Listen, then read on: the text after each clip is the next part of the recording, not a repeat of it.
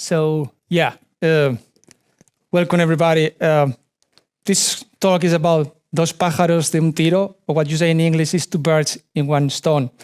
So what I'm trying to explain in this talk is how we have facing a big environmental challenge with the meat production industry, and how we can use this environmental challenge to resolve another issue that we're facing. So I'll try to explain the both of them very briefly. But first of all, why is a problem with the meat industry? We're killing and slaughtering many animals every year, and not everything is used as meat. So as you can see here, if you are lucky, maybe the 40-50% of the animal weight of the animal is a red meat, while the other is considered the offal, the fifth quarter, and it's composed by the skin, the bones, and which is more interesting for me, from blood. Why I'm very interested about blood, because I was watching a lot of vampire movies when I was a kid, but also because for the last 15 years, I have been researching on how to make a good use for the blood, how to make new ways of processing the blood, and how to apply in different ways. So let's put some numbers on that. In Ireland last year, we killed 2 million of beef and 4 million of pork. If you consider from each single pork, you can get 3.5 liters of blood, and from each cow, 18 liters. If you put all together, it will be sufficient to fill 18 Olympic pools. If you put it at the European level, it will be sufficient to fill 900 Olympic pools, which is a lot of blood. And also please remind that according to European legislation, the blood needs to be collected and used and reutilized for something else. So we have to face that as well.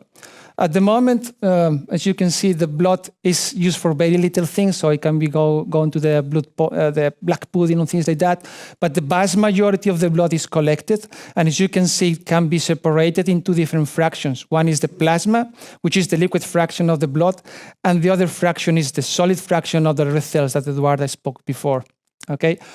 We can use plasma very well. It can be used in pharma, it can be used in research, it can be used for ingredient in food products, but we don't use red cells, you understand, in food products because it's very colorant. It changes the color of everything. The taste is very bitter and metallic. If you apply this to many products, it spoils the product faster. So we have to look for alternative uses of the blood, okay? Right. So another alternative use for the red cells is that can be used for aquaculture or for feeding animals, but this doesn't take the whole volume of the blood that we are generating. So here in Teagasc, we thought about things that we could do with the blood, and we were looking for alternative ways of using that. And we thought that we can use the proteins, and proteins is the first keyword I would like you to remember, proteins. It's something we would like to use for another alternative uses, okay? I mentioned before that we are facing another environmental challenge, and this is the plastic based on petrol. These are polymeric plastics, and that's the second keyword I would like to remember, polymers. Okay, and we produce huge amounts of plastic every year. It will be sufficient to fill 2 million Olympic pools just in 1 year.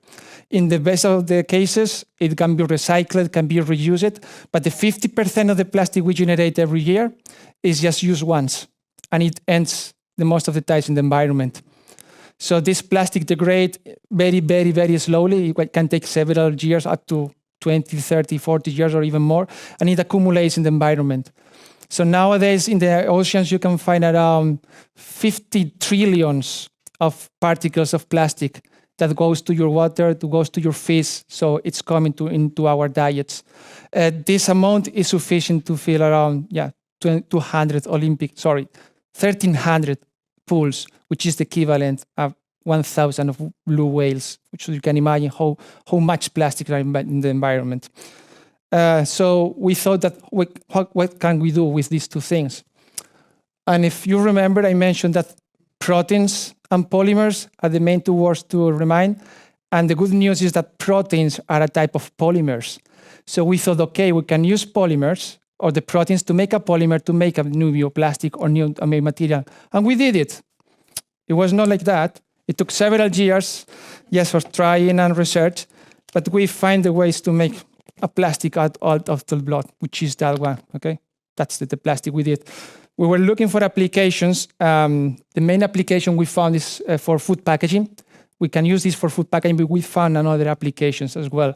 And this is one of the main ones. So as I said, we're reducing the amount of red cells that are wasted or not used. We're reducing our dependence on petrol-based plastics. So that's a win-win situation, which means like dos pájaros de un tiro.